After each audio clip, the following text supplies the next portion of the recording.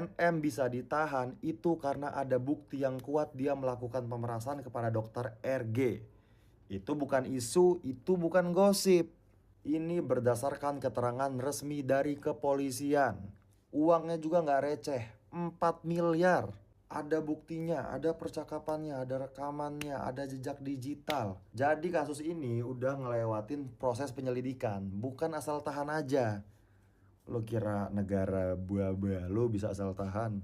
Bapak Kabid Humas Polda Metro Jaya, Bapak Kombes Ade Ari Isyam Indradi udah menyebutkan dengan jelas bahwa NM terjerat kasus pasal 368 KUHP tentang pemerasan, kalau nggak salah. Dan sampai sekarang pihak dari NM nggak bisa tuh ngebantah bukti-bukti itu secara sah di pengadilan. Jadi sekarang pertanyaannya buat lo pembela-pembela NM, kenapa jadi lo semua malah nuduh korban pemerasan ini melakukan penyuapan?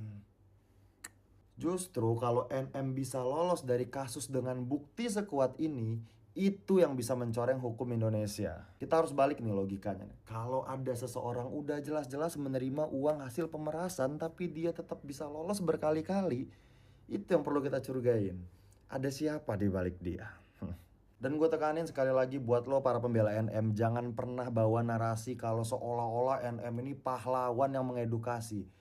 Aduh, netizen dan publik itu udah cukup cerdas. Kita bisa membedakan mana yang mengedukasi, mana yang mengeksploitasi. Yang selama ini mengedukasi beneran tentang skincare itu banyak dokter-dokter kompeten kayak dokter Richard Lee dari dulu udah mengedukasi. Dan ya gua nggak terlalu banyak tapi ada yang udah jelas mereka ini punya STR, SOP dan kode etik. Yang mana mereka ini mengedukasi dengan pendekatan ilmiah, bukan pakai makian, hinaan, cercaan, apalagi pemerasan kayak NM. Sedangkan junjungan kalian NM tujuannya bukan mengedukasi, tapi sensasi, drama, monetisasi konflik. Dan ini bukan kali pertama, udah dari dulu beliau ini hidup dari menjatuhkan orang lain, cari cuan dari masalah orang lain. Sekarang gue tanya, kalau emang dia pahlawan, kenapa track record dia isinya masalah, konflik hampir sama semua orang? Mau gue sebutin lagi, Habib Rizik, Saskia Gotik, Bunda Korla, Ivan Gunawan, Maharani Kemala, Daviena, Sela Sokia, Heni Sagara, Syahrini, Nindi Ayunda, Fitri Salhuteru, Rahel V-nya, mantan-mantannya, Kiki The Potters, semuanya dah.